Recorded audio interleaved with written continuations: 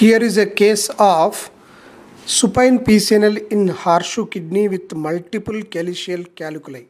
Normally in horseshoe kidney, if the stone volume is less, RIRS is also a good option. In this case, when we have seen, we planned for RIRS because one stone was 13 mm, other stones 3 to 4 are very small, 8 to 9 mm. So we planned for RIRS. This is not a pre-stented case. Directly we went inside. This is a CT axial cuts which shows in the upper part 13 mm stone, then middle part 1 stone, then anterior part 1 stone, then ischemic part 2 stones. Overall, such stones when present, removal of the small stones is a challenging part. If they are not removed, that can grow and again recurrence can occur. That is what we are discussing in this video.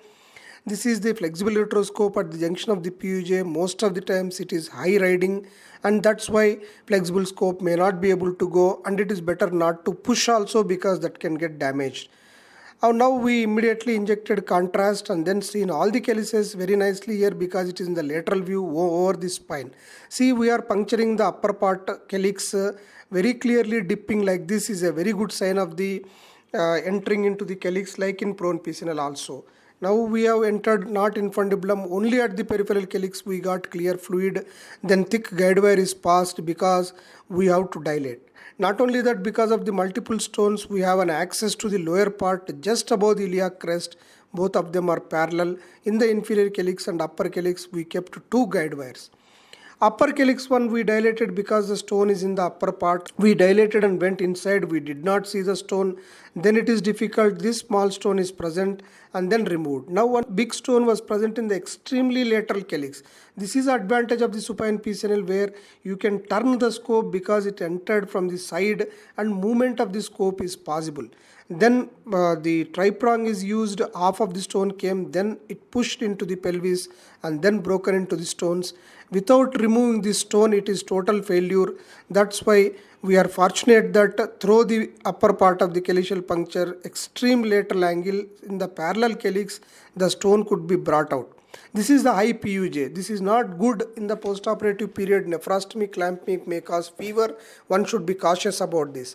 One more stone was there in the ischemic region where we could go like this easily onto the anterior part of the spine. At this juncture, one more stone in the isthmus was not possible. Then flexible scope, nephroscope is used. Nephroscope normally is not very useful in PCNL because of thick parenchyma, but here anteriorly the pelvis is large, so nephroscope could move so easily like this. Even to the extent the other guide wire was also followed with flexible nephroscope, but there was no stone in that calyx. Ultimately, the lot amount of the ampulla sheath in supine PCNL also goes inside, but only thing is that perfect puncture of the calyceal cup did not cause any bleeding, and in postoperatively we could not see any stone except a doubtful calculus in the one area, but reasonable isthmus clearance is possible. And to share that in horseshoe kidney, sometimes when RIRS is not possible in medium volume stone burden, supine PCNL also could help to go into all the calyces possible and remove as much stone burden as possible.